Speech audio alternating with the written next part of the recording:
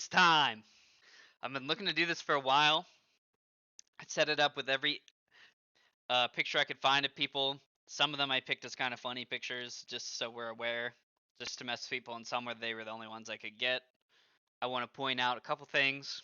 This tier list is for how much they're for all my teammates I've played with in professional Smite, and I guess minor league Smite potentially too, although I didn't include my minor league teammates, most of them, but there's a couple exceptions. How much I enjoyed playing with them. So it's not necessarily how good they were, like as players, although that will factor in a little bit. But how much I liked playing with them. I'm not claiming to be a perfect teammate with this, okay? I am not a saint. I've done many wrongs as well in my time. I'm going to be criticizing others heavily probably throughout this, and telling stories that might be a little bit defaming to some people. In some cases, but that does not mean I think that they are lesser humans. It just means I just did not personally enjoy teaming with them very much. That's basically the TLDR. I think there was something else I wanted to say, but I'm forgetting it now. I also, some of these people, the other thing I want to say, I just remembered, some of these people, I team with them in different stages of my Smite career, and they heavily changed, but I will try to talk about, people I team with from like long periods of time. I'll talk about like how it might have changed, but I'm going to have to come to like a consensus on like an average. Okay. We're just going to start with Aror because he's first here. This is going to seem kind of like I'm being nice because I'm starting off right away like this, but Aror is definitely one of my favorite GOAT teammates for sure.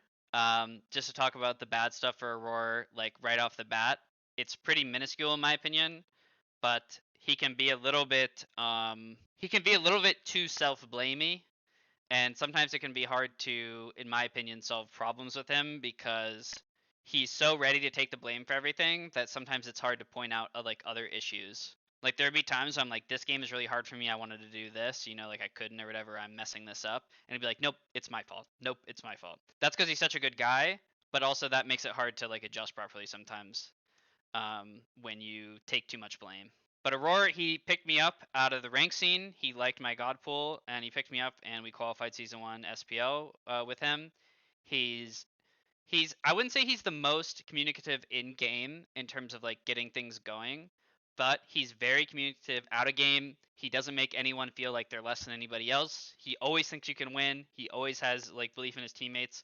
The only thing he doesn't like is when people don't try. When he feels like people aren't putting in a bunch of effort or matching the effort of the other people on the team, that frustrates him. But he's very understanding. He's willing to enable any playstyle that you want to do. He's vocal about what he thinks is good. He's pretty much everything you should want in a teammate. Like him having issues with people not working hard, I would say is probably a bonus rather than not a bonus. So, yeah, Aurora's a really good teammate. I think you'll have a hard time finding anyone who didn't like him. Okay, next one we got here is Ataraxia. So Ataraxia, for those of you who don't know, I teamed with him on Dignitas in Season 6. I was the only NA player on the team. Everyone else was from, like European country, basically. Nate was like a big voice of reason. I will say I can remember some very notable conversations that my friends have heard me recollect where he was kind of, making fun of me and giving me a hard time, making me feel bad about things I don't think I should have felt bad for. Like, I told him, for example, Ratatasker was a good Morgan transform, and he laughed out loud in my face and made me feel really shitty and made me feel stupid. Even though I still don't really understand why he thought that was such a bad transformation, but he really just thought I was very dumb for that. But outside of like those few times where I felt like kind of isolated, for the most part, Nate kind of treated me as an equal, and a team where I was kind of on an island, I would say. I didn't always feel like I belonged on that team, but Nate was like, he would kind of represent me sometimes when we were having conversations and arguments, and I always kind of have to give him credit for that, for kind of like speaking up for me when, I kind of felt alone. So he's also a good leader. He can be a little stubborn, but so can I. And I don't think stubbornness is necessarily always a bad trait in a pro player. But overall, I'd give Nate a solid teammate, I'd say. I think most of Nate's teammates will probably put him in the GOAT tier. I personally had a little bit of a biased run with him. I think as the year went on, he realized how that team felt for me and kind of went more out of his way to help like me out and make me feel more included. and make my voice heard a little bit more. So I really appreciate that from him. I just at the beginning it was a little rocky, so I can't unfortunately put him in the top tier. And he was also my gym buddy and got in a car accident with me, which was not my fault. I was driving, but I got T-boned by a drunk driver on Nate's side. But he was okay. We were okay. But that was kind of a bonding experience for us as well. Okay, this one's gonna be really interesting. Okay, because I don't think Baskin is like this anymore. Season 4, I believe it was, we played on a team. We made it to finals in an international tournament. We ended up losing to, I think, Energy they were at the time, I want to say. And I didn't have a great tournament, but before that, before we played that tournament, Baskin and I had gotten into many arguments. I could be a bit passive aggressive back then, especially. And he was not. He was basically, if you made Baskin feel a certain way, if you kind of pushed him into a corner, back then when we were a bit younger, he could be a little. He could be mean. That's what I'll say. He could be a bit mean. We did have a conversation that we joke about nowadays because I'm friends with him now. But he said to me, "We do not have to be friends. We only have to be teammates." And I was like blown away that he messaged that, and that was before the tournament. And I knew after the tournament something was probably gonna happen. But we finished second place in the tournament, first place in our region, second place in the world, as like a underdog team. And so I thought like maybe we would work it out, but instead they kicked me and picked up Snoopy in mid, which didn't end up working out that great for the record for them. But we definitely had like a rocky relationship for a while after that because yeah, as teammates we were kind of at each other's throat a lot. So my experience with them was not good. I think these days, if you were to actually like put him somewhere like where he belongs now, he'd be much higher. As like an actual in-game teammate, he's really on the ball. He's always like good at giving his opinions. He's a great in-game leader. He's very intelligent with the game. If I were to rate my experience with him, if I were to go back, my old self might be pissed at myself now for saying this, but in general, like outside of like how we treated each other as people, he would go really high. So I'm gonna kind of like balance it out a little bit and put him at below average. These days, I don't think Baskin's a below average teammate. I don't think he's even close. He's probably like, I would say he's probably a solid teammate now. But with my experience with him was not good. I'm a little biased because I was kicked, obviously, but I felt like the way I was like talked to and treated while I played with him on that rookie team, like quote unquote rookie team, was pretty terrible. So I had to put him there. Okay, Bchm. So some of these names, by the way, you guys may not know these guys. I apologize if you don't know them. I'll probably spend less time on probably some of these lesser known guys. But Bchm I played with back in season 2 on COG, I believe. Bchm was like as average as they come, in my opinion. He didn't do anything really great. He didn't do anything really bad. He was a pretty chill guy. He was willing to play what you asked him to play. Bchm was okay. There's really not a lot to say about him. I didn't play with him for that long, but there's nothing really notable. I mean, the stories I have with him are not really Smite related, so we're just going to yeet him into average and call it a day. Okay, this is going to be one of a couple, okay, guys? Now, if you guys are Mike watchers, you know Mike loves Benji. All the United guys, they fucking love Benji, okay? They really, really like him. In my opinion, he was one of the worst teammates I ever had, in my experience. From what I can gather, he is a very good teammate to people that he thinks are good. That should tell you how he feels about me or the teams that he played on with me. He thought we were pretty bad, I'm pretty sure. But he didn't give a fuck. He showed up and did his job and left. He had nothing extra to add. Everyone knew from his other friend groups, we were a bit younger, so people kind of like gossip a bit, but he just trash talked us. Like, and we knew it when we were teaming with him, but he just like openly like just called us complete dog shit to everyone else, all the other teams and stuff. And we knew it, and we had to play with him, but like, what are you gonna do? I guess. And maybe we were, but you compare that to someone like Aror, who was like very patient and like encouraging of his teams. I feel like he was a complete like hindrance to have someone like that in those situations where they're just like so negative about your team's success and your ability to win. Doesn't mean he's a bad guy, but personally, my experience with Benji, I did not like teaming with him. He was pretty fucking bad. The only positive thing was that he's good at the game, but as far as a teammate, he didn't contribute much. I mean, he was smart. He knew how to in-game lead, knew everything. But as far as like literally just teaming with this guy and enjoying my time being around him is like negative. He might belong in below average just because he was so good, and very helpful at like actually winning games. But I just can't put him higher than the lowest tier. I really can't with my experience with him. I teamed with him on Denial after I was kicked from Soar. Next is Biggy. Okay, Biggy was a coach. So I don't have all my coaches from all time, but I'm just put some of the more notable ones or people I spent more time with. Biggy was my friend on Dignitas. He was very down to earth. He was not biased. He just did what he thought was correct. He didn't treat me any different for being, like an outsider on that team where everyone else kind of knew each other and like played in the same region for years. He talked with me a lot outside of scrims. He tried to employ a lot of the things that I wanted to have employed. He pick and banned in a way that was like conducive to my playstyle and how I wanted to play the game, in an environment where not other people were doing that. If you were ever like actually feeling bad about something, or like if he could tell you were actually affected by something, he knew when to like talk to you like a human and like come back down to reality. So, and as far as coaches are concerned, Biggie has to be my favorite coach that I played with. I just love him so much. So I got to put Biggie in the top. I'll say something I like about Biggie is he does not stand for laziness, and he does not hesitate to give you shit if you are like not putting in effort or being lazy. And I feel like from a coach, having someone that's like stern about that is really important and maybe somewhat rare with coaches, because I think a lot of coaches in Smite are scared to like step on people's toes, but Biggie was like, fuck you, like get here on time, like what are you doing kind of guy. Cabom's kind of a weird one. He coached us on the Dragons. I'm gonna put Cabom in solid. I'm not gonna talk too much about him. I love Cabom. We have very similar like personalities and worldviews. And I think he's a very smart, caring, compassionate guy.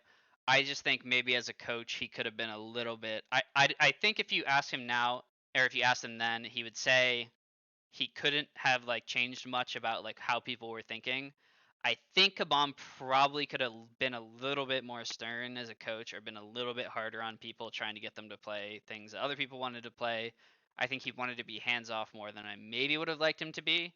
But overall, I obviously, Cabom's a good friend of mine, so I enjoy him as a person. I just think as like a coach, he could have been a little bit more impactful in some other ways. Okay, Cyno. Okay, I fucking love Cyno. He's such a fucking good teammate. Like when the time calls for it, like when you're actually playing. But in scrims, he can be pretty bitchy. That's what I'll say. He can be pretty bitchy. So can I.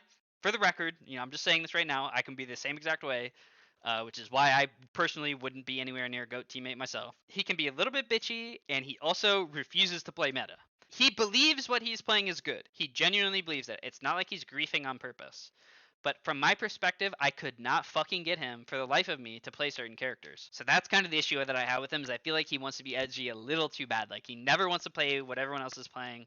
And that personally just drives me up the fucking wall, because I think every pro player should be able to play everything. Cyno has seen a shit ton of success doing what he does, playing the characters that he does. But for me personally, the only reason that I rank him lower and I almost put him in average is because I just hated having those conversations with him. You could not sway him.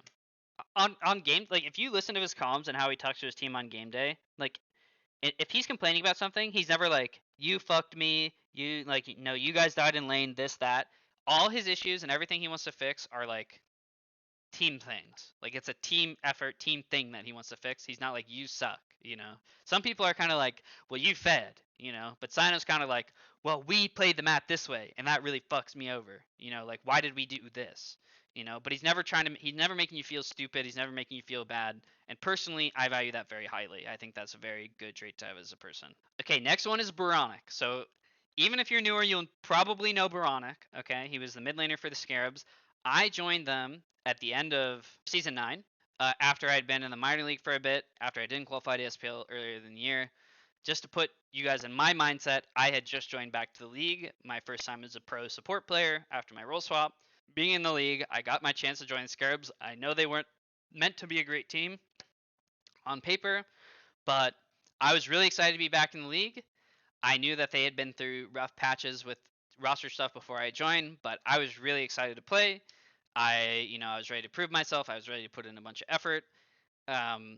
But oBoronic was very defeated by the time I joined, and he did not want to be there. It was obvious he did not think we were good, did not think we were win, did not want to be there. Didn't have respect for me or maybe some other people on the team. He gave very minimal effort. He was very depressive. He kind of brought team morale down a bunch. I did not feel like he was very helpful in comms even on game day. I feel like he was just kind of there. I don't think he was a bad guy. I don't think he was trying to be vindictive. But I don't think he brought anything to the team that was good. I think if you ask like Bobby, who played with this guy when he was happy to be in the league, Bobby would probably give him a high rating. But for me personally, when I joined, my experience with him, he was not fun to team with. it was like I had to convince this guy to like try, and I fucking hate having to do that. So I'm gonna put him at below average. I did cook him a bit. I know a lot of people like oBoronic, but this is why it's my personal experience. If I were to gauge like his general like ranking from his other like teammates, like Scream really liked teaming with him, Bobby liked teaming with him. I can tell you that, and I'm sure they have good reasons for that. My experience with them was a negative one. I just didn't have that good of a time teaming with him. I don't know. Okay, BaRRaCCuDDa. So I didn't team with BaRRaCCuDDa for that long, as you guys know. I coached for him technically in season when I was in C9 in season 2. So I knew him a bit from then and how he was, and then I obviously played with him last year before we replaced him for Zapman. This is what I'll tell you about BaRRaCCuDDa. The guy has undying loyalty in a league where it is rarely found. Now, I personally don't agree with having this sort of undying loyalty in general. I think loyalty up until a point makes sense, but BaRRaCCuDDa was the kind of guy, like, even when everyone was begging to have someone replaced, he just hated roster changes so much. And while I disagree with him, I do like his mindset. I do have to commend him for like sticking to his guns on that. I do have to commend him for like being compassionate. He was just so nice. He was so like he would tell me when he thought I was doing something wrong, but he would always hear me out when I would say, like why I wanted to do it differently, or like I'd be like, "Oh, are you sure?" And he'd be like, "Yeah, well, this guy does this, so I think it'd be good." So it's not like he's just like going with the flow and not like contributing to team conversations and helping us to succeed. He was doing those things. He just wasn't. He didn't quite take the lead the way our team wanted to. He didn't contribute to the team winning outside of the game as much, and like trying to get us on the same page or trying to innovate the game for us. I don't think he took the extra steps maybe some of the other people I'll put in GOAT teammate in the GOAT teammate tier would to make us like a winning team in a way that I personally value.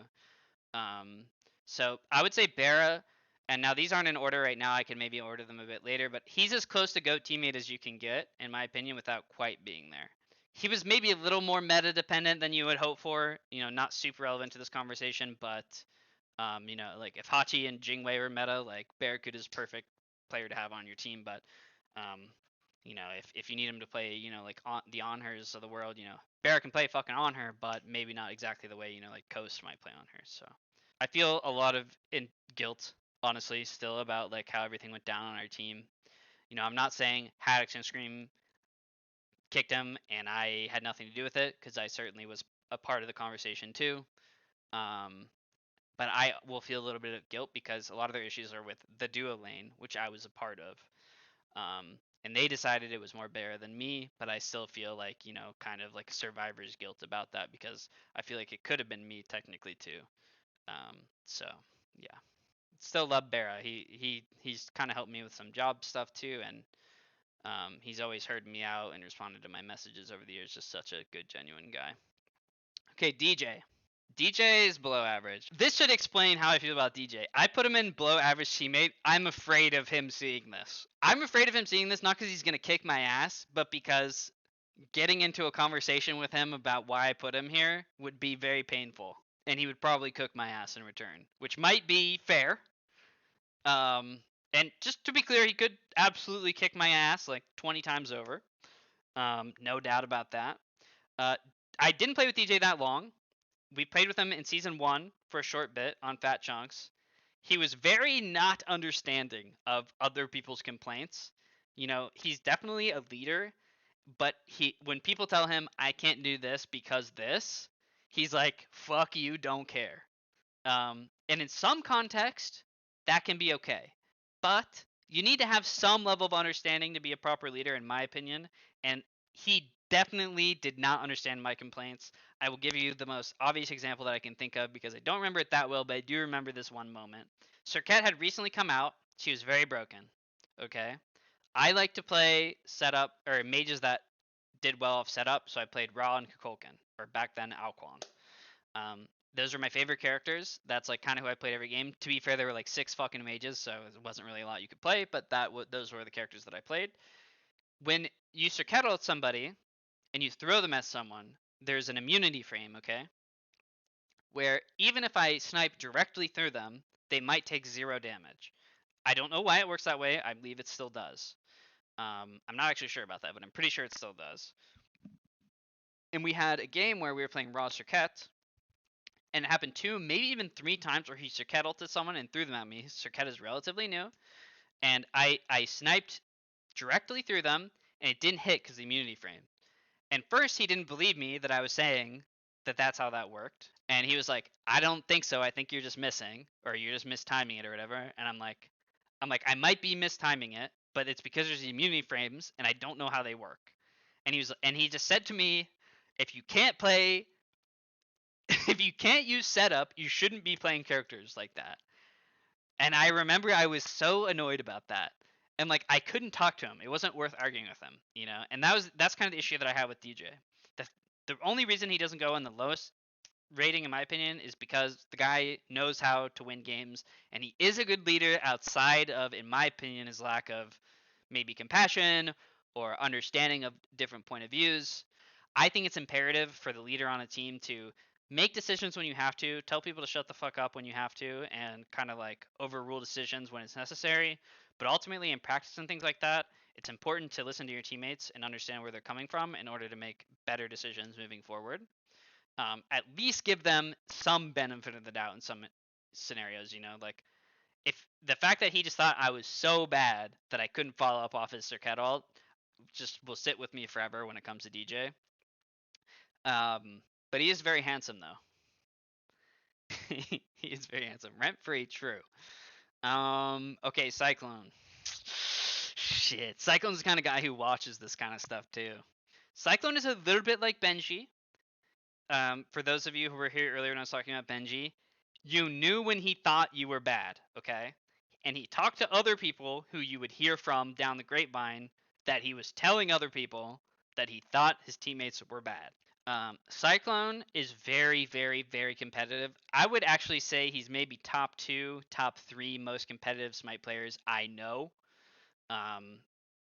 So he does not like losing. Okay, he does not like losing. Yeah, I teamed with him on Fat Chunks, but he's very willing to try new strategies and listen to his teammates. He's very willing to make calls and be an in-game leader when he needs to.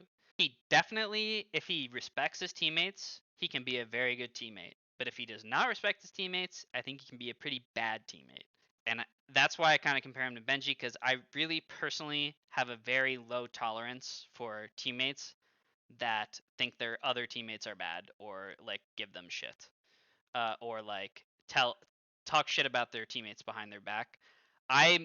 And we'll get to people who do this later, but I have a lot of more respect and kind of changed my mind on this as I went forward. But I have a lot more respect for teammates who will be very blunt with you to your face about the issues that they have or criticisms that they have. Cyclone is kind of behind your back kind of guy. I don't have a great I didn't have a great experience with them. We were a losing team, to be fair, in the very early seasons. So a lot of times, you know, it's hard to have a great experience with some teammates where you're kind of like losing everything together. But I actually think he's such a good asset as a teammate that I'm willing to put up with it a little bit more, because when he does have respect for you, or when he when it's actual like game day, like the difference between game day Benji on a shitty team or game day Cyclone on a shitty team is like miles apart. Like Benji is still like not really giving much effort on game day when he thinks his team is shitty, in my opinion. Like he's trying his best, but he's staying in his lane and he's not really helping the team that much. Cyclone is like he will do anything to win. He will sacrifice his own game to win the game. He will say whatever he needs to say that he thinks he needs to say to win the game. He'll pick whatever he needs to pick. So although some of my bad experiences with him were pretty bad, I think overall as a teammate, like and what he brings to the table, I have to put him a bit higher. Okay, Eonic. We teamed together on IMOG, and we probably did the best out of the North American teams at the tournament in Spain, DreamHack. And then he left for some kind of like IRL stuff after, like randomly, even though we did well, which always kind of surprised me, but that's kind of how my experience ended with Eonic. And then we teamed again on United, and United was an absolute fucking nightmare. Eonic and Variety did not get along. Okay, let's say that. There was a day, so Eonic, he can be a little bit of a whiner. So can I, okay? But Eonic is a little bit worse, I would say, or at least was a little bit worse on that particular team. That's what I'll say. It personally does not bother me, and it's probably my nature, but I don't necessarily mind when other people whine as long as it's like within reason. Like I don't know why my brain tunes it out a bit, like I have a higher tolerance for it. Harry has a very low tolerance for whining, okay? A very low tolerance. All right. So there was a day where Eonic was whining about something, and I never heard any complaints from Harry ever in my life about Eonic. I only knew that Harry didn't necessarily want to team with Eonic because he didn't think he was that great going into it. So there's that to preface it a bit, that he didn't necessarily think Eonic was a great player before teaming with him. So maybe he didn't have the most respect or tolerance for him going in, but I didn't know. But one day Harry just blew the fuck up on Eonic. Randomly, like out of the blue, I didn't expect it at all. Eonic just said something. I didn't even think it was that bad talking to Scream. And and then Harry was like, all you ever do is fucking complain. Just shut the fuck up. Shut up. Shut up. Just randomly in the middle. And we were in a team house, like in a room all together, okay? And he just fucking blew up on Eonic, and Eonic's like, oh, real rich coming from you, you know? And they went back and forth for like fucking 5 minutes. And we're all stuck in this room, and I'm like this, dude. I'm like this. Oh shit, dude. I'm like, fuck me, dude. Like, this is so awkward. Like, I'm just thinking, like, how are we gonna fix this? You know, like, they were so mad at each other, and they clearly didn't like each other, and no one had said anything yet, really. Tying this together, Eonic could be a bit of a whiner, and it could piss people off a bit. I personally did not mind it that much, but I also had a better personal relationship with Eonic, and if he had issues with me, he would tell me. But I had that privilege because I was his friend. Now, the issue and the reason he will go a little lower than I personally would put him in my personal experience is because he kind of hurt the team I was on by being the way he was going to be. Now, I will say, when he was on IMOG with me, the experience was much better. Here's the thing. I would rather someone whine and complain than suffer in silence and just stew and be mad and we never fix anything, right? I'd much rather you just say something, you know, even if you are annoyed, ideally, you know, you bring it up in a better way, but I'd rather you bring it up than not bring it up at all. And so I don't hate that Eonic was that way, but he did ruin the team a little bit by being how he was. But if I had to pick sides, I would pick Eonic's side in that scenario, just because Harry blowing up like that in the middle of scrims was way more avoidable, in my opinion, if we talked about it outside of scrims. When tensions weren't high in the middle of the game, if you told Eonic, like, hey, I know you're frustrated, but it's really, like, tilting me when you whine a bunch, like, in the middle of the game. Like, I understand you're mad, but it's making me play worse. And, you know, if there's some way we could solve it, that'd be great. The thing about Eonic that you have to love is if he got respect from his teammates, he was like, he loved you, you know? Like, if you were like, hey, Eonic, good fucking play, he was like, yeah, let's fucking go. We're the GOATs. Like, this is such a good team. I'm so happy to be here. Like, he was such a good fucking teammate to have if the environment was good. But if the environment was bad, Eonic was bad. So I'm gonna put him at average. Like, I want to put him here, but I think it would be a crime. I don't think I can put him on the same level as these guys, just because of the negative experiences that stemmed from how he can be. Okay, moving on. We're gonna do Harry because we transition. Okay. I played with Harry in season 6 on Dignitas, and then I played with him on season 7 on United. On Dig, I joined the team as they picked me up on Dig because I had a really good Nox game going into the Worlds qualifiers the year before, and they were like, "That's really sick. You play different characters. We think you have a lot of potential, so we're gonna pick you up." So I joined this, established team on season 6 and Dig.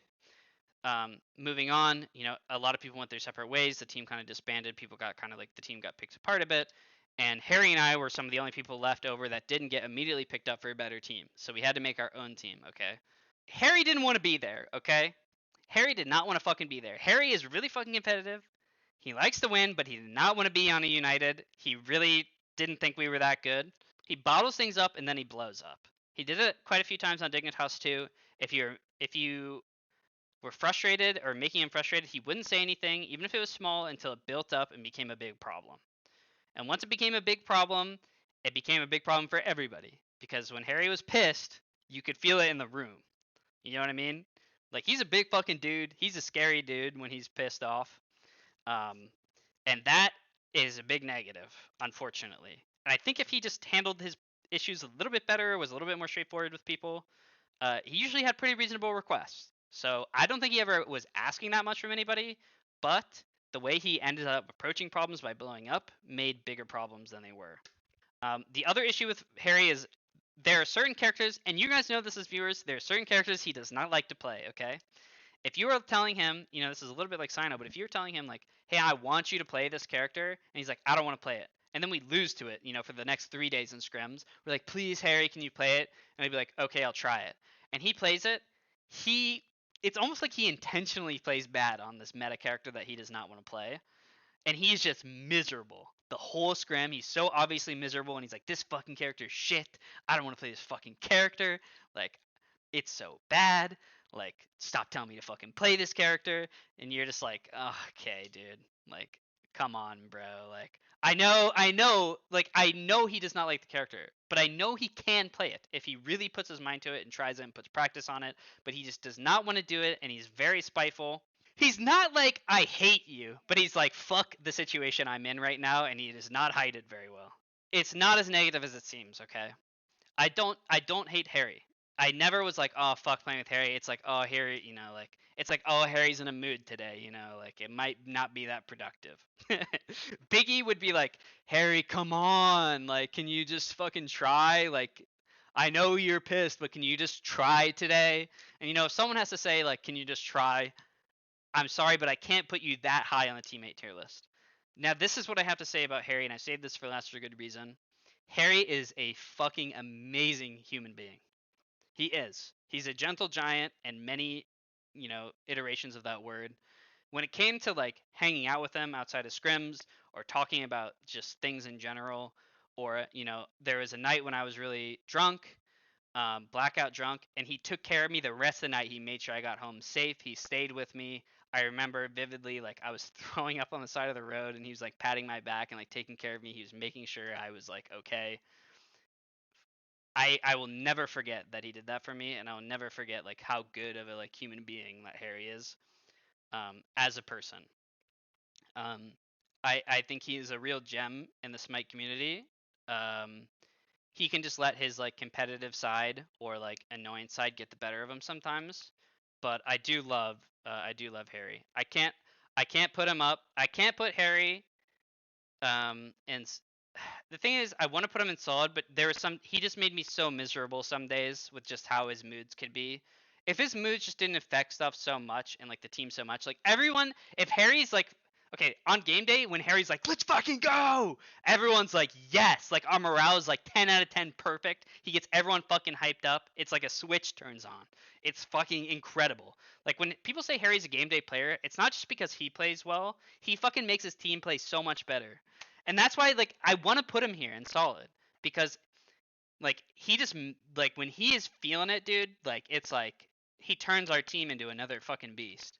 But the problem is, so much of my time with him, I just couldn't get that like awesome version of Harry. So I have to put him at average, which sucks because I really don't want to put him there because I really do love Harry as a person. Don't let this average teammate thing fool you. I really do value him a lot as a player and as a human being. Scream is an anomaly, okay? Scream is just the definition of a Smite pro player anomaly. He's very different than most players in many, many ways.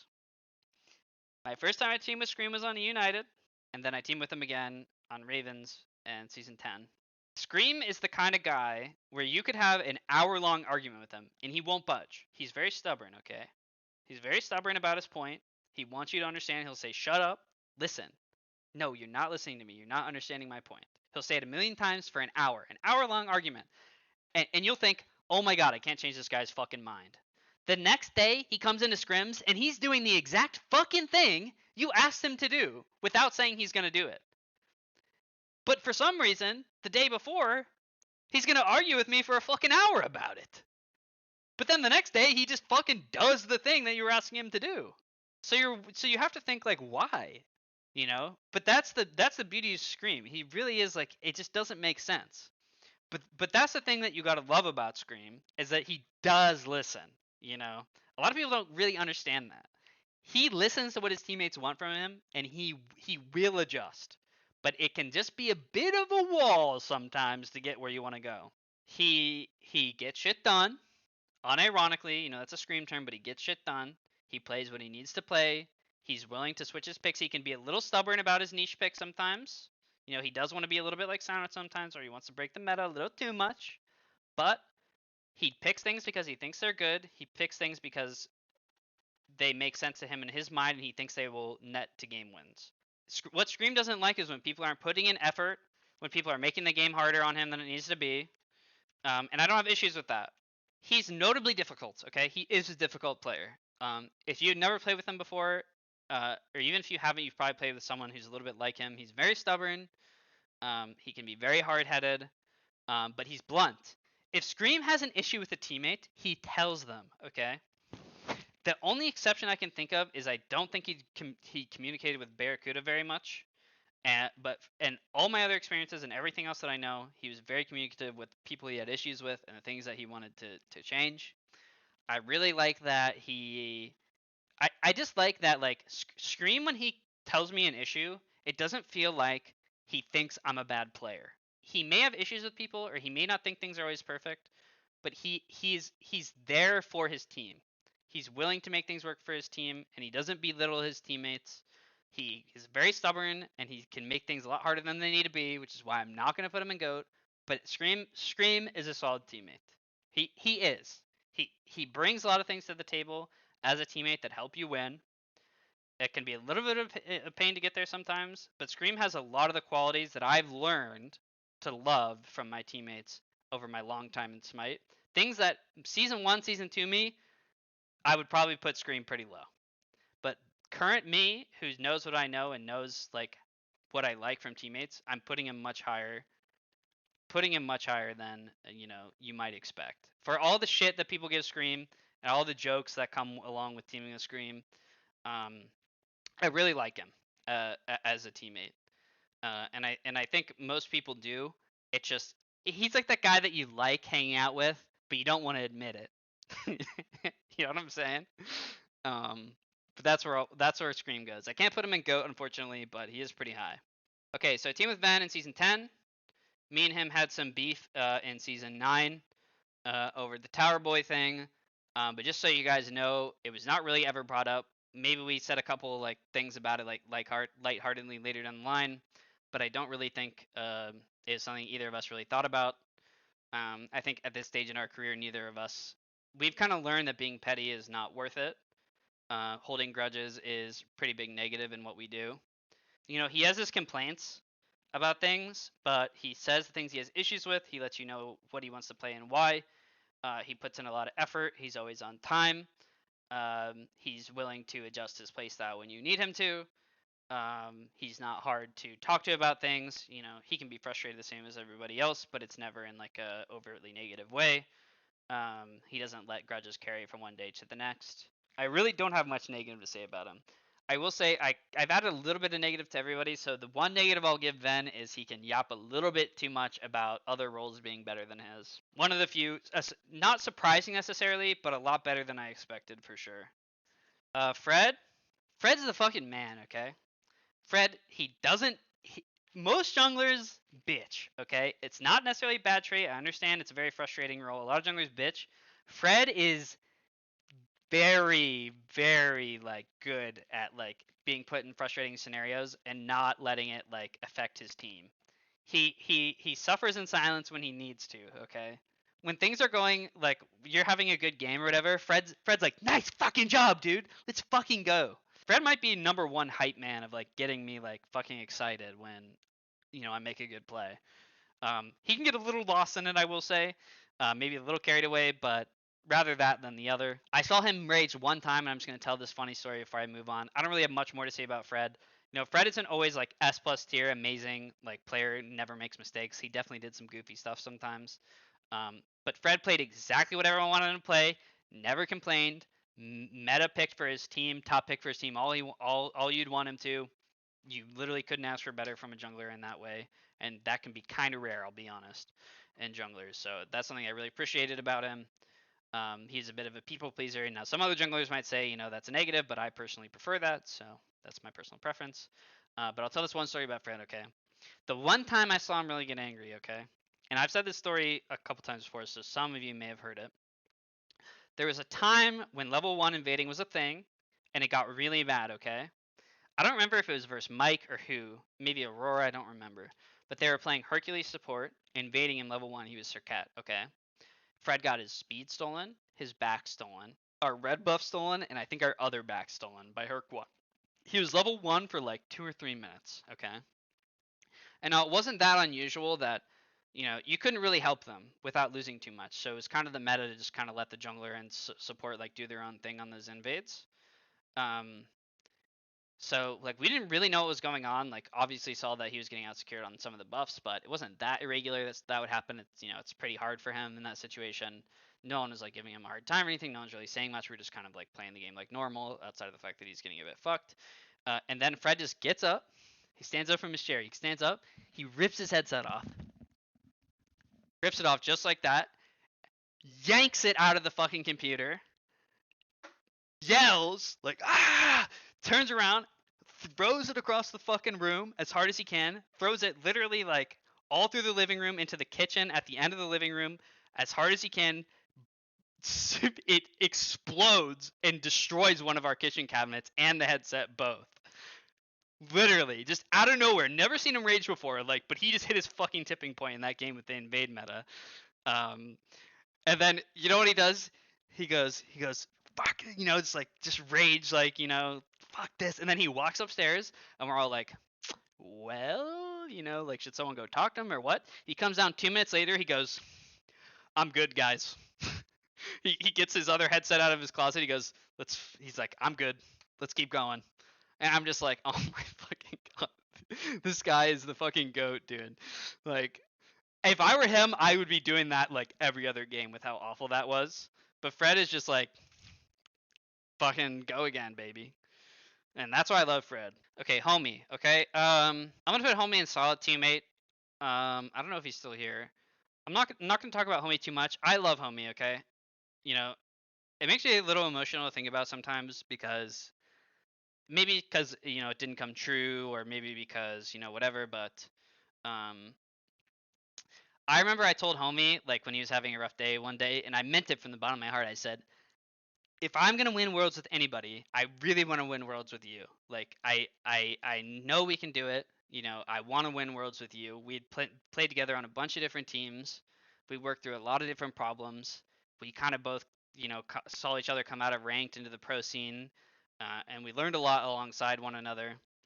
And I knew that I really wanted to win with him because I just kind of had this like connection with him as a person. And it's unfortunate that things kind of went the way they did with Homie, but towards the end of playing with him, I found that he was like becoming like a little too stubborn about some things. He came up with this weird rule in his head where he said that if you get in an argument about something and you're both like walled, like no one's budging, then whoever's role it pertains to should have final say.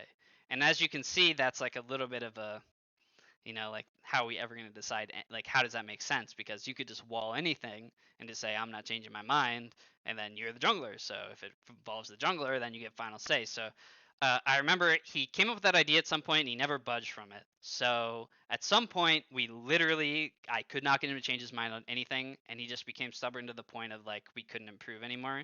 And that's when I personally um, felt that, that like dream of winning worlds with him was probably not going to happen, and kind of led to some team changes and stuff, which were pretty emotional for me. Probably my most emotional team changes, but Homie and I played for a long time together, and again, we kind of came out of the woodwork as kind of just ranked players at the time. So I always think of Homie like fondly, but unfortunately, we grew a little bit apart as players and like with our mindsets and things as time went on later. We'll do Marbach really quick. He was just a really good guy. He did everything you asked him to do. Um, if you needed him to review something on the replay, he did it, no questions asked. He was there on time for every practice.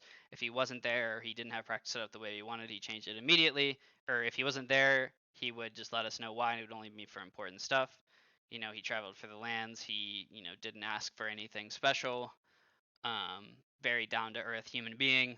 He didn't have the most Smite competitive experience, so he kind of went in with like kind of a humble mentality. He was like happy to learn, happy to take a backseat in conversations, but also willing to mediate. I would say he's probably pretty close to Goat. I would put him and Cabom really close together and like how they worked.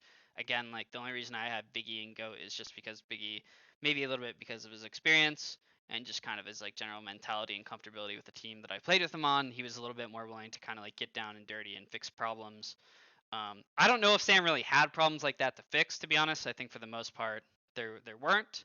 I don't really think there was a lot that he needed to do on our team, and maybe he just didn't have enough opportunity to jump up too much more on this tier list. But I really love Sam as a human being. Maybe I think if Sam had like another year of coaching experience, a little bit more like under his belt, I think he could easily be GOAT. Unfortunately, he just came in without a bunch of experience, so I don't think he kind of had the qualifications to really like do everything I want a coach to do. Okay, Haddix. Haddix, I had at some point in the year, I had kind of a negative opinion of Haddix. I do think the way he handled the BaRRa situation was maybe a little one-dimensional. I think we still should have given BaRRa a little bit more of a chance to like change or like talk through things a little bit more. We didn't really have a lot of time, so I understand. I'm not blaming him because we all made the decision together. There was a point when Haddix was a little akin to Benji for me, where I felt like he didn't respect me, and it was like a bit obvious that he didn't respect me. Um, but like when I wanted to make calls for things, he would just tell me like, no, that's not the right call. Like you can't ever do that. It's just wrong. And he wouldn't really give me like the time of day to like explain myself or whatever. It was kind of like he's like, yeah, I'm right. You know. Haddix has this thing where he's like, if he's right, then he doesn't need to have the argument with you because he knows he's right. And like, okay, that could be true in some scenarios, but like we're all human beings, so like you can't really have a conversation that way. I think he can play every character, but I think he's a lot more successful on certain characters, and I kind of wish that he recognized that a little bit more. Like, I kind of wish, like, he really likes Cthulhu, and he'll like force Cthulhu sometimes, and he's really fucking good at Cthulhu. I wish, for example, in the mage meta, even though mages were like really fucking like really oppressive for him in the lane and stuff, and he can play the mages, but I think personally he's way more successful at the stuff he's good at, and I wish he would realize that a little bit more and try to force his own god pool. But I think he's a little like prideful when it comes to like thinking he plays everything at like S plus tier, and I think mechanically he can, but I think the way he impacts the game is so much more like obvious when he plays a tank. He gets it done. He's very smart player. He's very patient. When you're having a conversation with him, he doesn't cut you off. He does listen to what you have to say. Um, he's very like mild mannered. He doesn't let his emotions get the best of him. It's kind of a joke. He's kind of monotone, but I personally think that can be a good thing. He's not going to be the Fred who's like hyping you up in that way, but like if he has respect for you and he's like, yo, nice job, that's like akin to Fred being like, let's fucking go. So in a way he can, be a morale booster when things are going well or he has respect for you. But for me personally, I battled with respect from him throughout the year. So I'm personally going to put him at average just because my experience throughout the year was like really back and forth. At the end of the year, I would say he's a solid teammate. But when we were kind of struggling in the middle, I felt like he's more of an average teammate. So I'd kind of put him like more in the middle here, is what I would say. Okay, FaymousHate, he's just gonna go below average. He's like didn't contribute much. He was like fine, but he just kind of existed. And I don't really like that. I feel like you need to contribute more. He kind of just like showed up and played the game. He was pretty non-existent otherwise. It was in my really early years of Smite. It was pretty like everything was pretty antiquated, like it's just we didn't really know how to be good teammates back then, I would say, but I don't think he was really putting in a lot of effort to be a good teammate or like do anything special. He kind of just showed up and hit his buttons. So, I don't know. I don't really have a like terrible idea of what he was like, but I certainly don't remember him as like a good teammate or anything like memorable, so I'm just going to put him low. Jarcorrr, I'm going to put him at average. The reason I don't rate Jarcorrr super highly as a teammate is because it's like he does all the things he needs to do in terms of communication, saying what he needs to say to win the game, like taking control of the game when he needs to, like letting you know when you're strong, when he needs help. He does all that stuff just fine and dandy. He shows up on time to scrims. He plays all the meta gods. Like in terms of like play, perfect. But in terms of like a human being, he just brings the morale down a lot. That's what I would say. He brings the morale down a lot. Like if I do something wrong, he'll be like, "I don't know why you're doing that, Tyler. I don't know why you're doing that." And I'll be like, "Well, I want to do this." He's like, "I don't know. It's just a bad play, dude." And like he kind of it's just like this weird like I'm just sad to be here if we're not winning all the time kind of thing. It's a little bit like oBoronic, but Jarcorrr is just such a better like player in the actual game in terms of getting done what he needs to do that I have to put him a bit higher. But I don't really have a really great or really bad experience with Jarcorrr. I didn't really play with him for that long, to be fair, but um, he was just like fine. That's what I'll say. He was just fine. Okay, Kiki's next. Kiki, I fucking love Kiki. The only thing I don't like about Kiki, honestly, I gotta put him right next to Cyno because they're both the same. They both just don't want to play fucking meta characters. Okay, and I always like to start with a negative just to get it out of the way.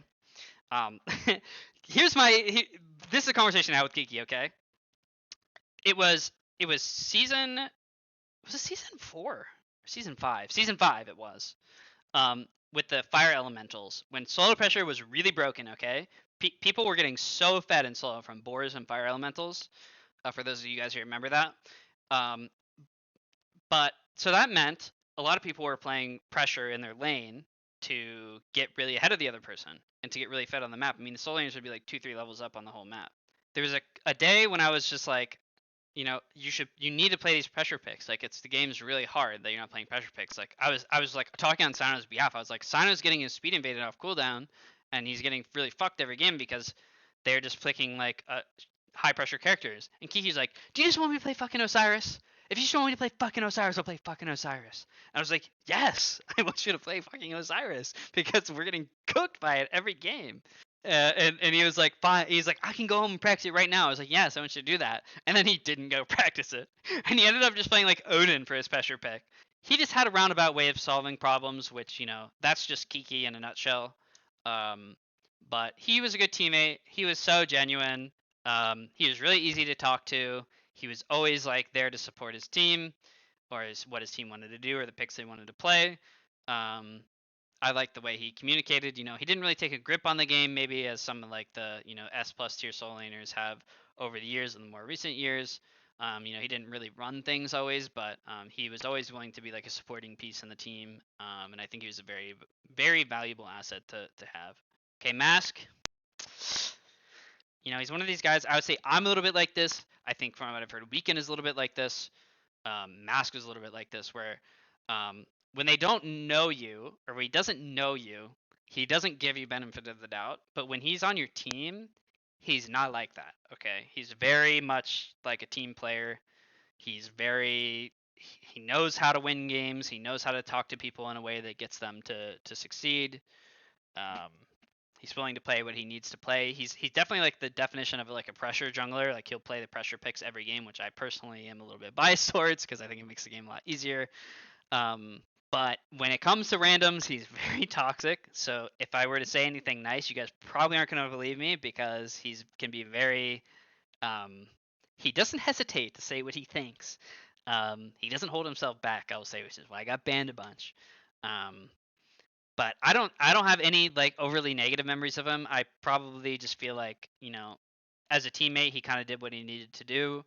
And he had mutual respect for his teammates. I think he's grown a lot as a person, which is probably influencing me more than it probably should.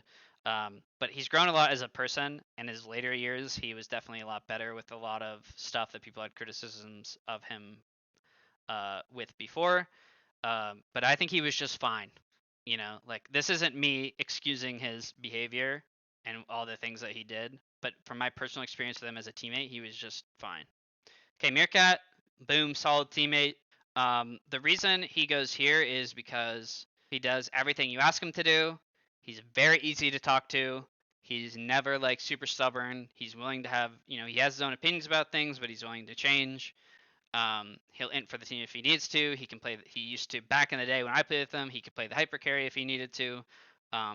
You know, unfortunately, this is the age of Baskin, and Baskin kind of gave him a hard time. And the biggest issue that he has is with self-confidence, which I never personally understood because I always told him like, hey, I know like you're actually good at the game. Like just because this one guy's cooking you doesn't mean you're a bad player, and you can learn to play against him a bit better. But unfortunately, his self-confidence was his biggest issue in my opinion. But outside of that, Meerkat is kind of like everything you'd want out of like a human on your team.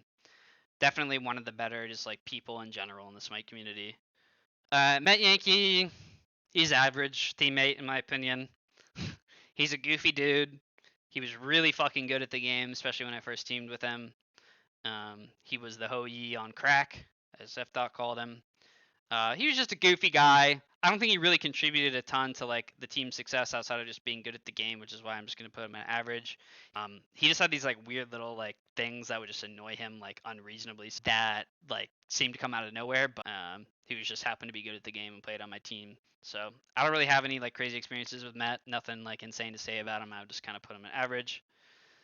Moving on. Neil, insta goat, absolute pleasure in every way, shape, and form.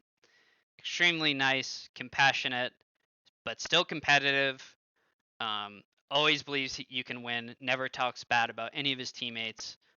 You know, plays to his own strengths. Doesn't try to be anybody else. When he was my coach, he gave me a lot of fucking good advice. I swear, you know, like he may think I'm kidding or being a little bit sarcastic because of my tone, but I really genuinely learned a fucking lot from him when he coached me at the beginning of Ravens. I was still relatively new to support, and he was very, very helpful to me. He was very, very patient with me. He suggested things in like a very good way. You know, he would say like, "Oh, you went this game. It could have been good this game. You know, like I see why you win it, but like, have you thought about this? You know, like maybe you could try engaging this way." You know, and like he kind of talked to me like, you know, a professional coach would in like another game. You know, he gave me the full respect. He let me do my own thing, but he gave me the information that I needed to like kind of succeed a bit more. And I actually attribute a lot of my personal success in the early half of last year to having him as a coach. Moswal, I don't know where to put Moswal. I didn't play with Moswal that long. For those of you guys who don't know, I tried to qualify in season 9 into the Pro League as support, like as a relatively fresh role swap. He was my mid laner, my first mid laner really on like a competitive team. He was just good. I mean, he was fine.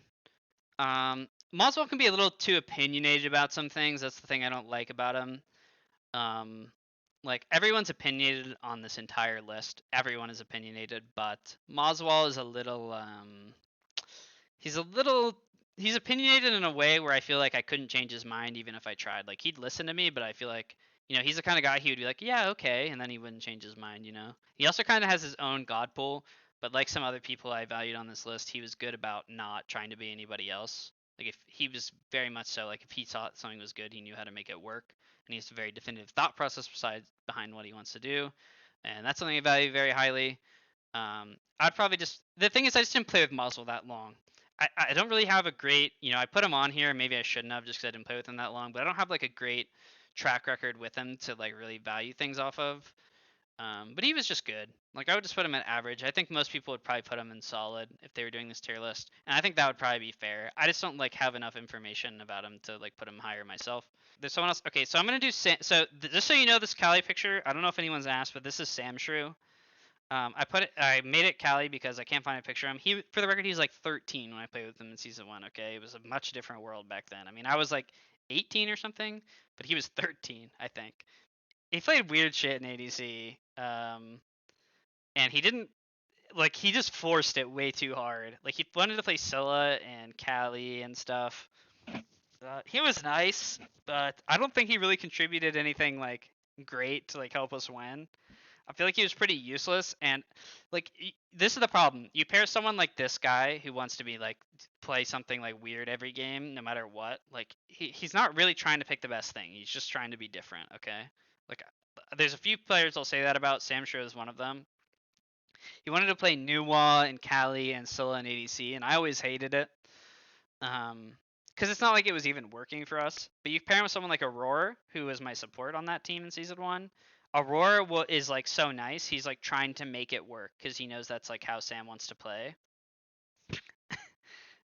Samshrew wanted to play, and the problem is Aror would like enable him kind of.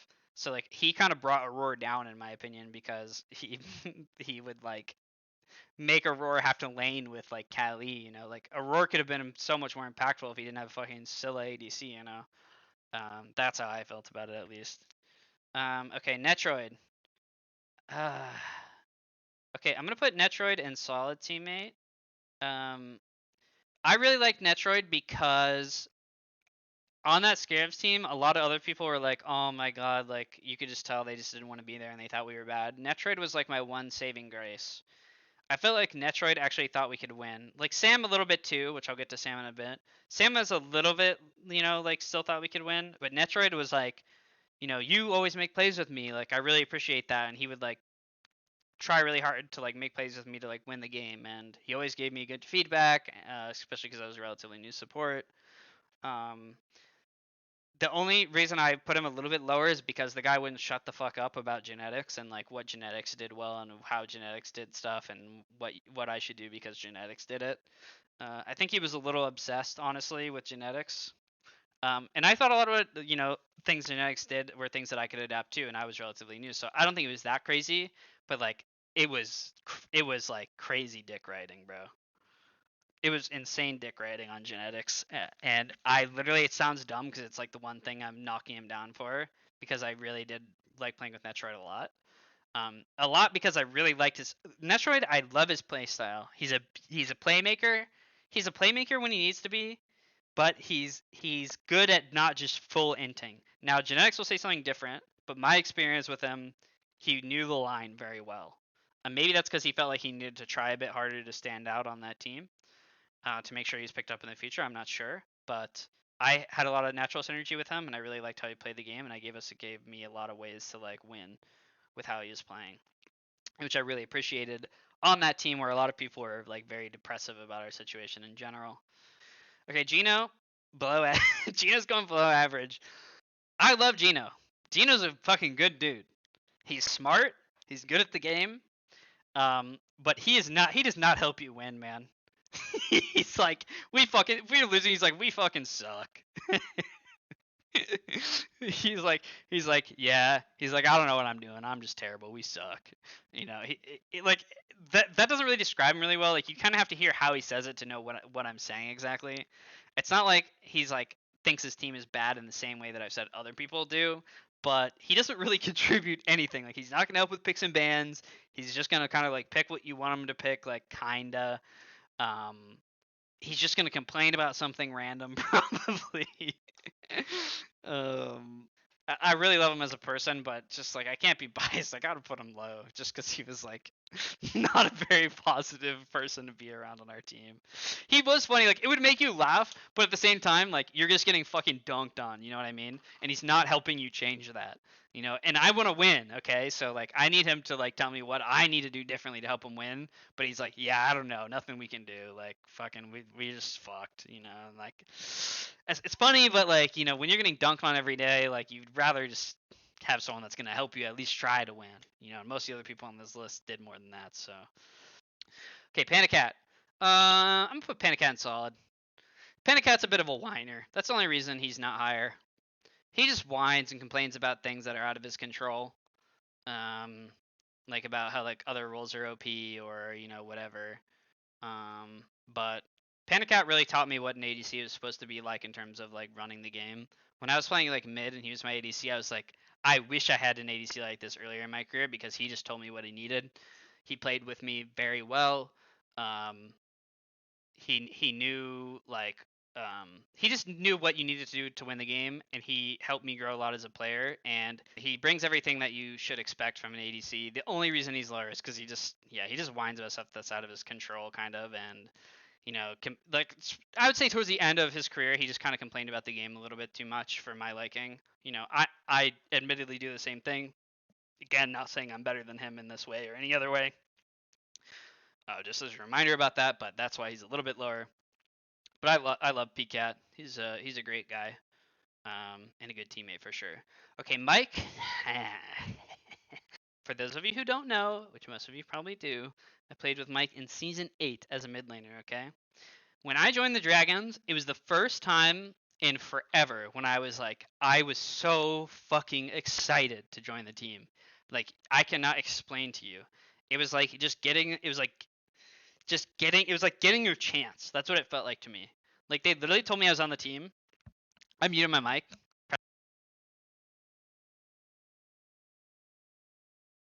I was so happy.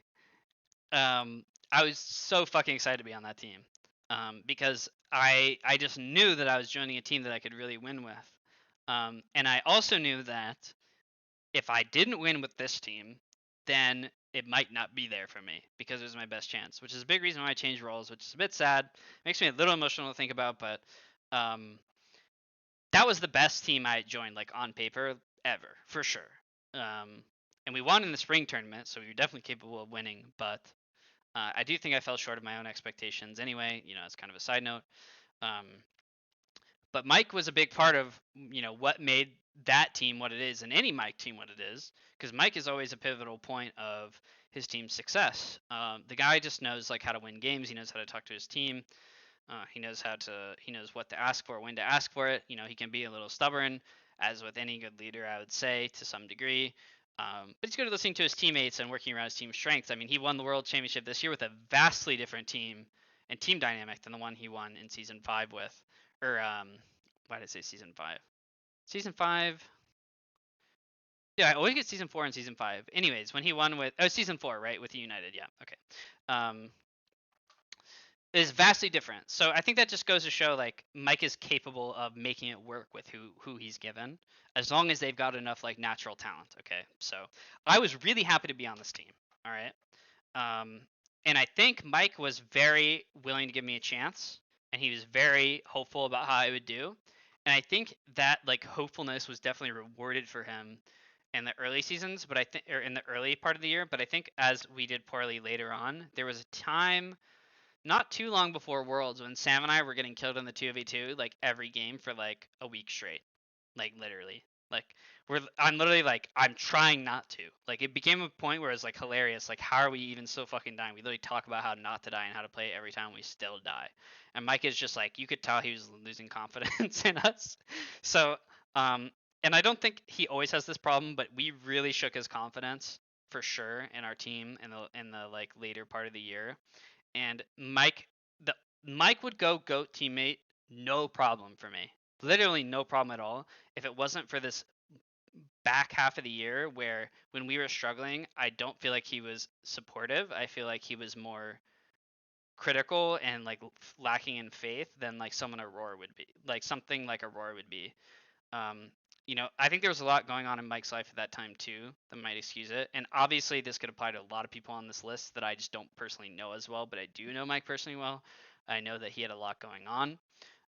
So I don't blame him entirely. And obviously, like, who's to blame him for being shaken a little bit for us just like shitting the bed randomly, you know, so close to Worlds. So I can't really blame him for that.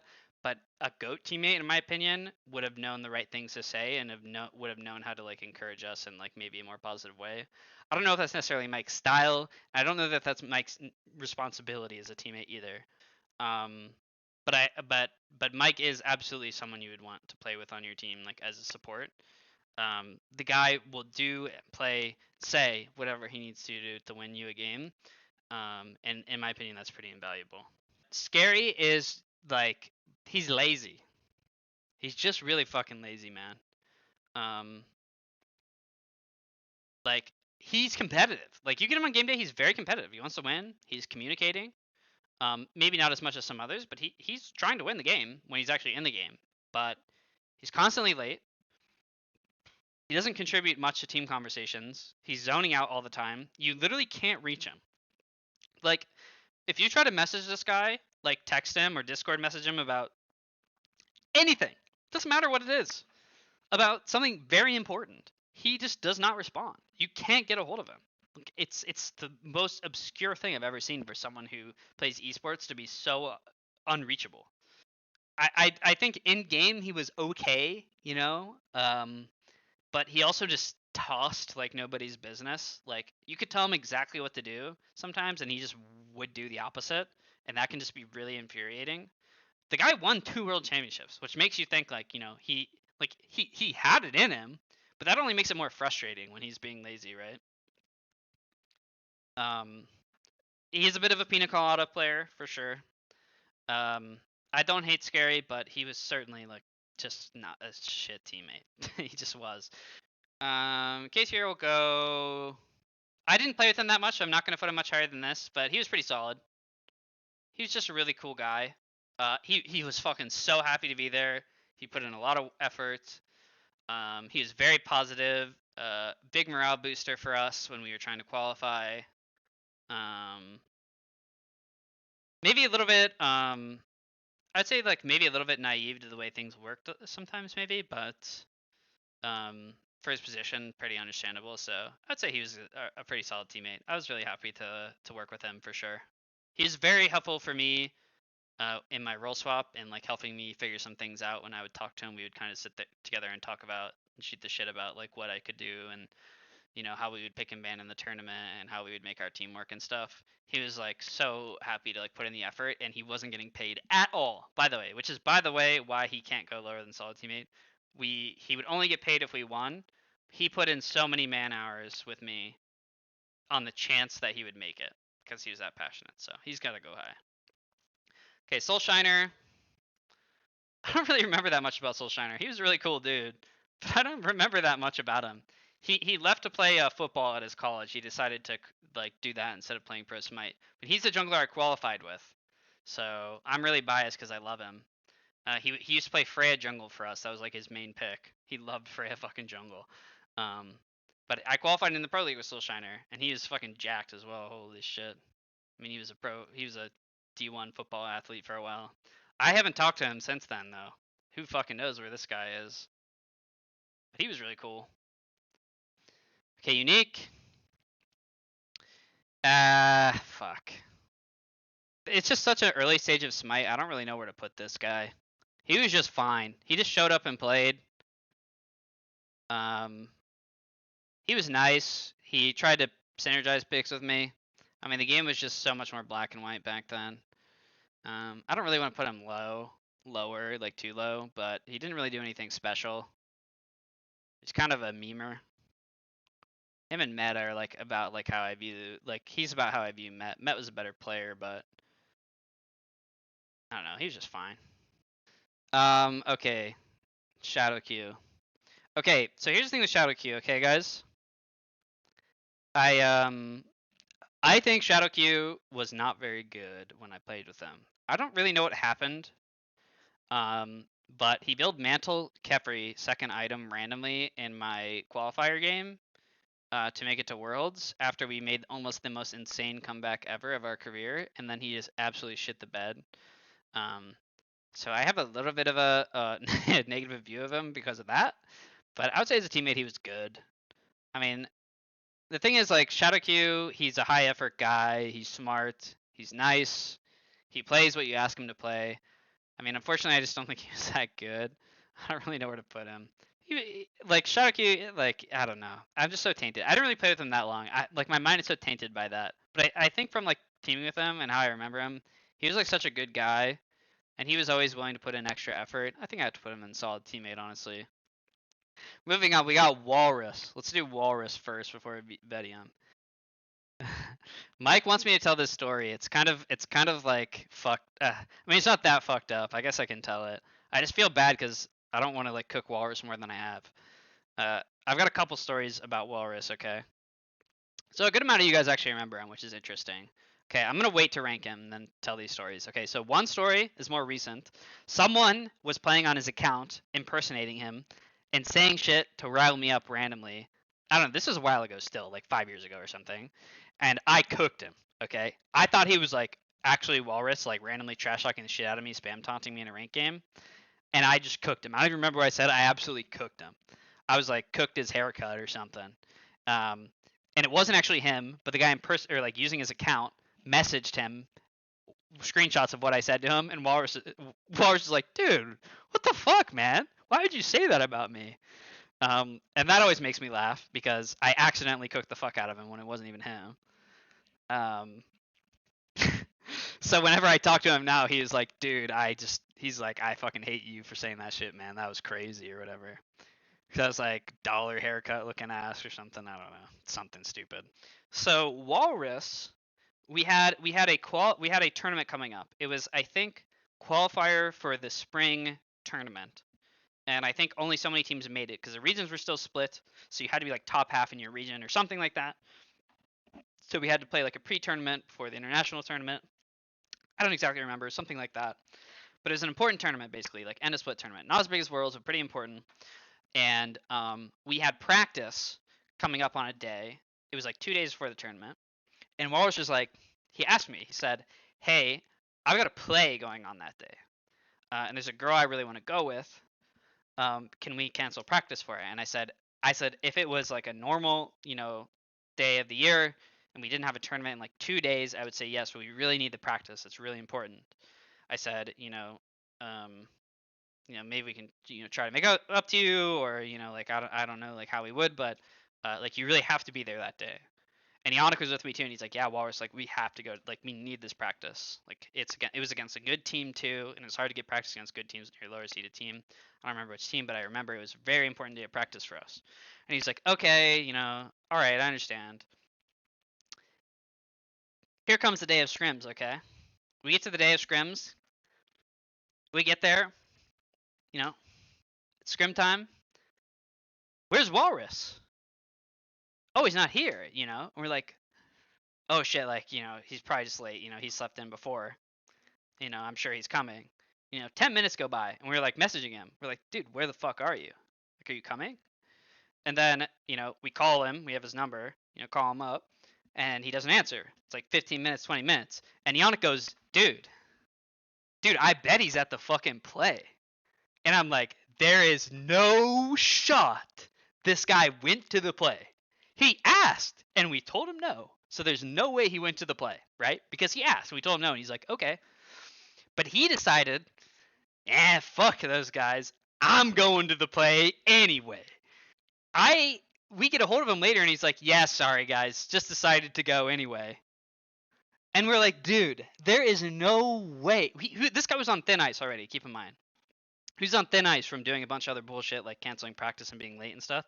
I was like, there is no way. You asked us and we told you no. It's not like you're like, I'm just gonna go anyway and make up a story. Because that's what a smart person would do, right, guys? And this is why it's so fucking insane. This is what a smart person would do. A smart person who's trying to just like fuck over his team would just not ask, not let us know. Should expect us to say no, knowing how important it is. And just go and then make something up that makes sense. But this guy, he decides he's going to ask. We're going to say no, and then he's still going to go anyway.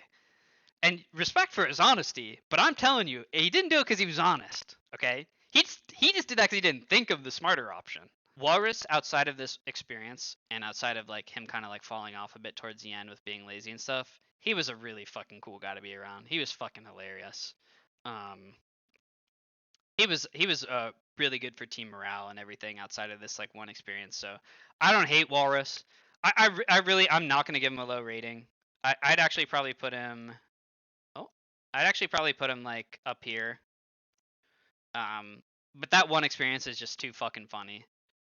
For me to really hate him for it. And to be honest, it was probably just increased the trajectory of him getting like replaced anyway. But he's a really fucking good guy. He was a good teammate. He communicated. He played what he needed to play. He did most of the things you'd expect from a professional level teammate. He's just fucking goofball. Bchm, he's average. I don't know where he goes in average. Like here maybe. He was just fine. Bchm, this is my one. If Bchm was fine, here's my one issue with Bchm. And this is like a stupid issue, and I completely take fault for this, okay? This is my stupid issue. My stupid issue with Bchm is that when it was time to eat dinner or time to eat lunch, it was always at the exact same time every day. And it wasn't like he was eating with his family and he had to go to the dinner table. If it was 1 p.m. and you were talking to him, he was like, I'm out of here, I'm eating. 30 minutes, he comes back. So if we had scrims and it was like leading into his lunchtime or whatever of like 1 p.m. or whenever it was, I can't remember exactly, he'd be like, we need to F6 now. Or he would just like leave the game. He's like, I have to go eat 1 p.m. I have to go. And I still to this day don't understand why. Like, I don't think it was like he has like a mental disorder or something, you know, where he has to like eat at the same time. But it was so like this weird obsessive thing that I just like I asked him about it. He's like, I don't know, man. That's just when I have to do it. I'm like, why do you have to do it? He's like, I don't know. I just do.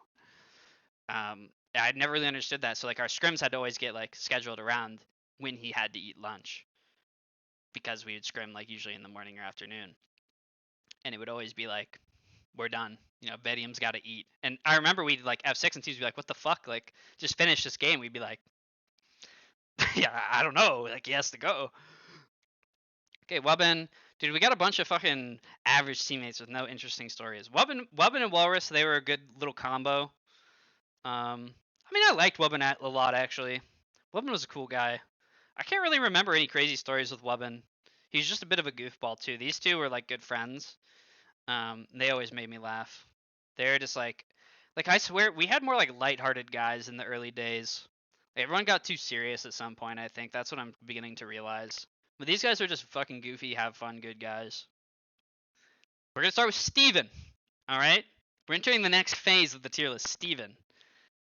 So Steven replaced BaRRaCCuDDa for us in season 10, okay? The reason we replaced BaRRa, it was kind of complicated, but the main reason we replaced BaRRa is so that we could have someone who would run the duo lane a little bit more confidently. BaRRa didn't necessarily do that. It was kind of hard to try to play through his lane. He wanted to be a bit more passive. I will take partial blame for this too. I talked about this a bit earlier as well. But I would definitely take partial blame for this. But we thought that Steven would be a good answer, okay, in taking control for us. I do think he accomplished this to a lesser degree. We obviously didn't see success. I think we put up really good fights against the Dragons, who ended up winning the World Championship. So I do think we were actually a pretty good team going to Worlds. Unfortunately, we had a couple goofy plays that lost us those games. But I do think Steve overall upgraded us as a team, not to BaRRa's fault. But I do think Steve was a good choice for us. Now let's talk about Steve as a team. As a teammate. So Steve is a book of knowledge, let's just say. He's a book of knowledge, but this book is sentient. And this book does not take no for an answer. And this book does not like to have his purple buff invaded. And this book is very vocal about that purple buff being invaded. To be fair to him, I personally liked having someone who is very volatile about helping the duo lane, because I personally felt like Scream did not like to help duo lane that much, and Ben didn't always value mid pressure that much, and so it led to us getting kind of invaded a lot in duo and like getting 4-manned over there. Steve was like, get the fuck over here now. We are literally fucked if you don't come over here. I don't give a fuck what you're doing, Scream. I don't give a fuck what you're doing, Ben. Get the fuck over here. And you know what I'm saying? I'm saying, yes, help us. Yes, help us. Because I would never talk to them that way. But in my mind, I was like, thank the Lord, someone's speaking up for me. Someone will tell them to help me. That's what I was thinking. That's what I was thinking at the time. So this is the thing about Steve, okay? He does know how to win games. He will do undoubtedly some stupid shit sometimes. And sometimes he has like bad relics, or like he Dan's ults into the enemy team randomly when we're all 1 HP. But I can forgive that stuff. Obviously, it sucks that he like made some of those plays on the world stage. But I really appreciate who Steve is and like how commanding he can be. And I think he taught me a lot about like how to win Smite games, things that I kind of already knew, but he really enforced like, hey, if they're doing this over here, you need to do that. I don't care. You need to do that. And I feel like, for me as I've grown as a Smite player, when someone is so like stern with me like that, it really resonates with me, as long as I know it's not personal, like you're bad, but like I need you to do this because if you don't, it's fucking me, or it's fucking the team. And Steve was not ever like, you guys suck, so do it differently. He was like, you need to do it this way or we lose. And that's why I value Steve, and that's why I think very highly of him.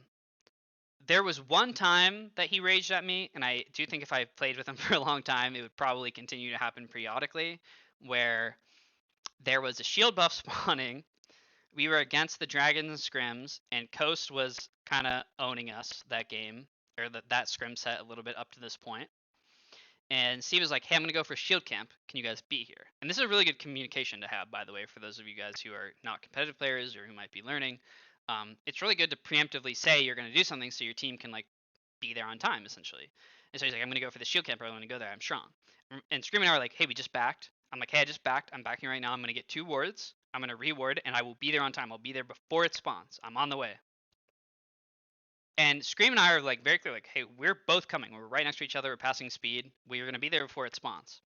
Steve takes the 1v1 before it spawns with Coast, and their team is there first. And we're the whole time like, hey, we're not there yet. Like we see him fighting, we're like, we're coming. We're not going to be there yet. Like we said, we're going to be there on spawn. We're coming though.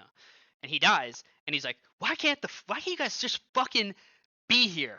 Why can't you just fucking be here earlier on time?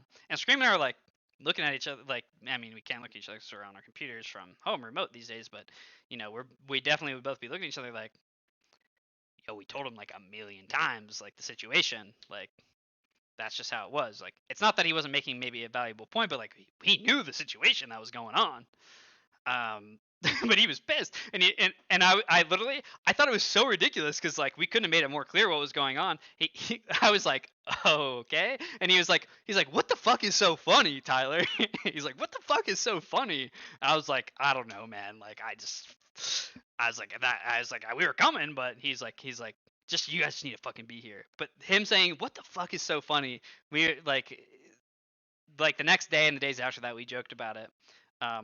But like you don't like that's how Steve is. Like you don't want to push him. Like that was just a bad day for him, for sure. And and most of the time when he's upset, it's not like he didn't really have a point.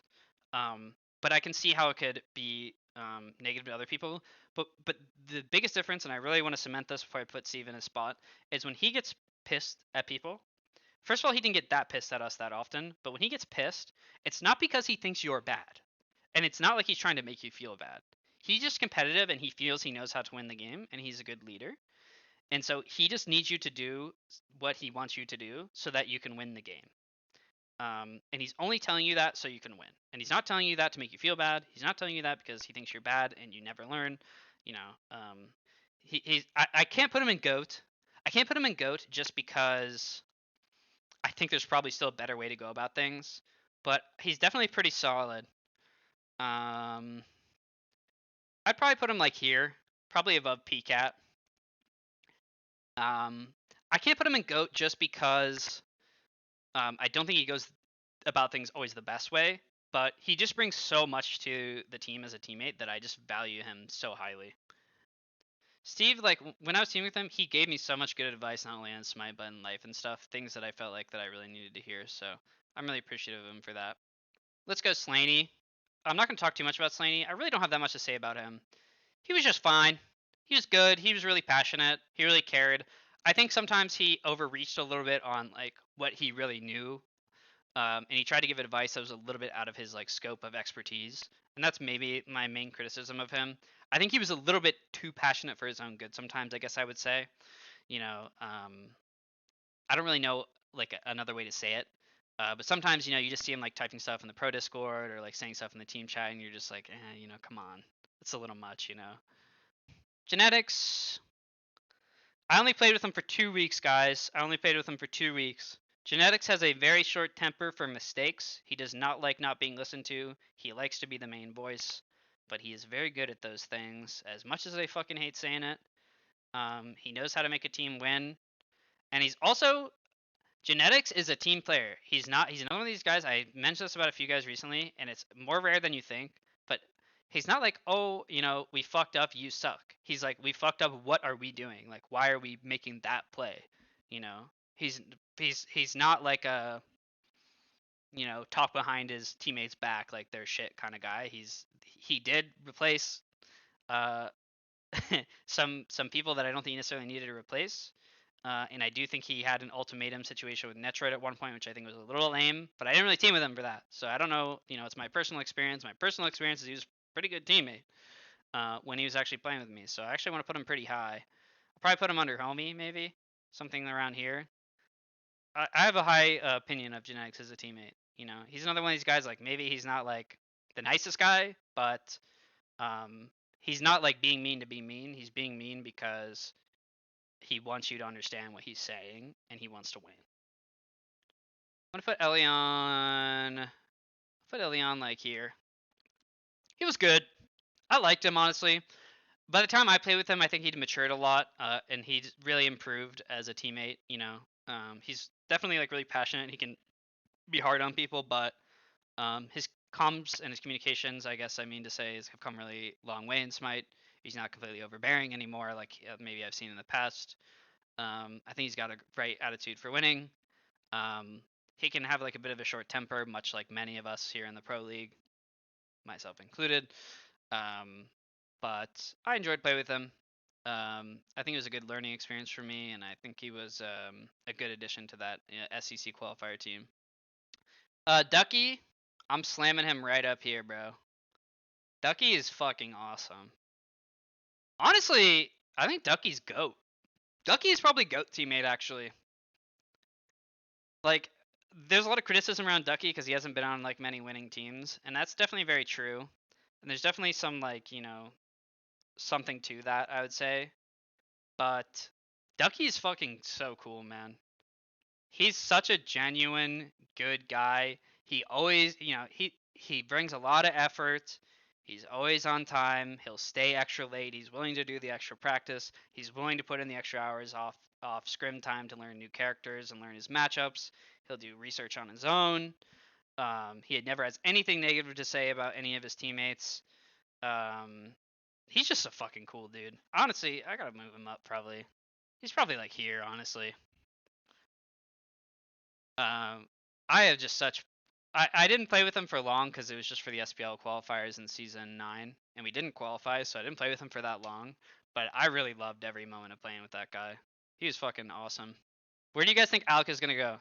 He's fucking here for sure. Maybe actually my favorite teammate ever. Genuinely.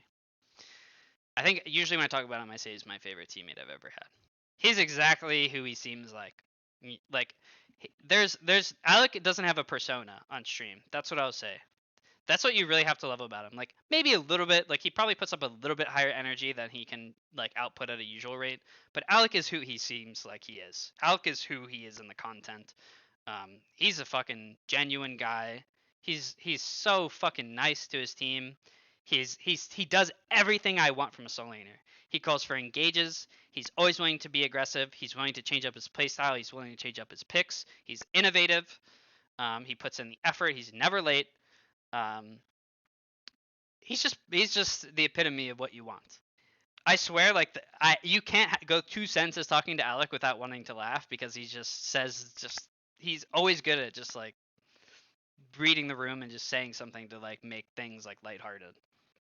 And I just fucking love that about him. And the guy's just so good at the game too. And he's fucking jacked. I mean, check this fucking guy out. Sheesh. Chill, he has a GF. Oh. Ooh, I guess he does, but I mean, how can I help myself? You know what I'm saying? Can we just do Snoop? Okay, we can do Snoop. I talked to Snoopy a little bit before I did this tier list. Not today, but a few days ago. I told him I was gonna hit this thing and I was gonna talk about him. And I said like, brace yourself, okay? Because I'm gonna be very honest with this tier list. I'm not pulling back any punches. I'm gonna be very honest. Snoopy, I think, I haven't done the math. I haven't double checked. I believe I played with Snoopy more than anybody else in my Smite career. It's close between him and Homiefe, I think. And I have pulled Snoopy to a lot of teams that I've played on, and it may seem like nepotism, and to a degree it is. Although I'm never the one making the decision by myself. But Snoopy is a very good friend of mine. I've been friends with him for so long. We play so many different games together. We have the same type of humor. We get along really as people. Okay. Snoopy as a teammate has a lot of flaws. Snoopy has a lot of bad habits. Okay. Snoopy, he sleeps for ungodly periods of time. He's always been this way. I genuinely think this about Snoopy, okay? I think Snoopy, and I've said this to him before, I think he might have like there's different types of narcolepsy you can have. And I genuinely think he might have one because he literally has slept for like 20 hours before. I don't know anyone that can just do that. When you do that, it kind of affects scrim schedules and things like that. And he would just have days where he just feels like sick and he can't come. And a little bit, it's like boy cried wolf with Snoopy. And that's the issue a lot of people end up having with Snoopy is like, people don't know when to believe him. I can tell you, I know Snoopy, and I know he's being genuine. That he feels sick, and that he doesn't want to come to practice, or he can't come to practice, or whatever. But for a lot of other people, for example, like Jigs would be like, are you sure? He was up all night. Are you sure he's not just woke up, said, I'm feeling sick, and then went back to bed because he wanted to keep sleeping? And it's hard not to have those criticisms when it happens so often. And everyone, especially when your teams aren't doing that great, you're looking for like what's going wrong. And when you've got someone who's consistently canceling practice and things like that, it can really not necessarily it can just cause issues, right? It can cause you to have like doubts. It can cause it's just what we do, jokes aside, can be very stressful because we can just lose our job at any point in time. If you underperform, your team can just replace you, outside of a few like roster lock rules. So everyone's always a little bit on high alert and like high tension. And when you're not a winning team necessarily, that's like a concern that players have in the back of their mind. Snoopy has like many of us, I think, who spend a lot of time online. I think we all go through just because we don't get a lot of human interaction. I think a lot of us go through like moments of or like time periods of like a little bit of depression or like self-doubt, things like that, just because of the nature of like spending so much time terminally online, if you will. And Snoopy deals with it, I think, in his own way. And unfortunately, sometimes that affects like scrim settings. Like for guys like me, like I become more irritable, for example, as many of you may know, or other things. And a lot of people have different ways to cope with it. And unfortunately, the way that Snoopy had to deal with, whatever, whether it be a physical thing or a mental thing or whatever it happens to be for him, it gained him notoriety of being like the guy who sleeps through scrims. And I always feel a little bad for him, okay? And he is my friend. And I feel like some of it's deserved, but I feel like it's a little unfair as well, because I think it's just how he is. At one point in Snoopy's career, he was like, most insane ADC you've ever fucking seen, changed the role. Everyone went from being passive ADC players to being aggressive ADC players, literally because of this one guy. Literally a game-changing player forever. I swear the way people played ADC changed forever after Snoopy entered the scene and started fucking cooking everybody. I will always look up to him for that. He did that. You can't take that away from him. And I think he was good for a long time. But unfortunately, what he kind of became is a bit of a hot and cold player. And people as human beings kind of have a tendency to remember the cold times, the bad times, more than the good times, especially about ourselves. So I think that way, in thinking about himself and how other people thought about him, when he had bad days and how they use that to kind of define him. I think it affects him mentally, and he's really a mental player. So over the years, I think it's kind of been downhill trend for him as people are more vocal about not liking him or thinking he's bad, or maybe his teammates giving him more shit. I think that really has affected him. He's definitely like when his teammates are like, "Let's fucking go." Snoopy's a different player. He is, and that sucks because ideally you don't have to be that way. But Snoopy succeeds when his team believes in him, and Snoopy succeeds when he's feeling himself. And those are two big caveats, and those things weren't always happening. And so I think that's really affected his career, unfortunately, in a lot of ways. But I still genuinely believe, and this is going to be biased because I know a lot of people have been Snoopy haters in this last year or two. But I think he's a good player. He's a smart player. Um, the only thing that I would give him criticism in terms of gameplay these days for still, and he knows this because I tell him because that's the kind of person I am, is he's a little stubborn with his relics sometimes. But so is Zap. So I don't really think he's that much different. Snoopy is a fuck. If you put Snoopy on any game immediately, he's better than all of us. Like he's just like naturally an insane gamer. And that's why I just refuse to believe he's bad. I just think it's a mental thing for him, and it's why I have a lot of sympathy for him and getting shit. And he's not the kind of guy who reads that kind of shit, and maybe he doesn't read into it as much as like a guy like me. But regardless,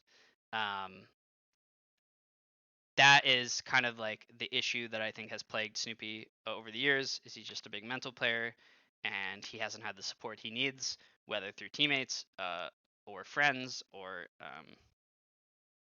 just maybe himself. And it kind of makes me sad, honestly. Kind of makes me a bit emotional because I love him. And I'm not trying to like put this out there, and it's not like Snoopy's doing good right now, actually. And he's a Valorant goat now. In his free time, he's fine. But I feel bad for him in the way like his career has gone because I feel like it could have gone a lot better. If things have gone a little bit differently for him. I don't, as far as teammates concerned, I don't think he's a perfect teammate, but I think he's a really good teammate. Like he has faith in his team. He's willing to put up with new picks. He's good enabler. I think he can be a little goofy. He's a little bit like Cyno or like Scream, where he wants to play different stuff too much. I think if he dialed back on that like an inch, I think he'd be like at the perfect amount of like innovative and being able to play meta. But he never like has necessarily bad things to say about his teammates. He only says stuff about his teammates if he absolutely has to, or if someone asks him that they need his opinion on something. But he's one of the most genuine, good-hearted, good dudes. The guy, it doesn't matter what situation you put him in, he would not want to hurt another human being. He's so fucking nice. And, he gives me a lot of shit too, because I'm a big contrast to him, because I can be kind of negative, as many of you know. But he's a good guy. And he humbles me a lot of times, and he's helped me put a lot of life into perspective. And I think him and I, as friends, complement each other very well. And I hope Snoopy is my friend for as many years as possible to come. And I hope we continue playing games together no matter what we're doing in life in the future. Again, he's not the perfect teammate. The problems with sleeping and inconsistency are unfortunately like too big to overlook to put him any higher. But I would still say Snoopy is absolutely and undoubtedly a solid teammate, and one of my favorite Smite people, if not my favorite Smite person ever. And I'll put him next to Homie because I feel pretty similarly about them. And he's Canadian, yeah. Okay, so he goes there. Sorry guys, sob story over. I just love the guy. Sam, I don't really have that much to say about Sam. I think Sam was a little stubborn about picks. My biggest flaw with Sam is when he doesn't play a pick that his teammate values, not only does he not want to play it, he also doesn't want to give respect to it or ban it.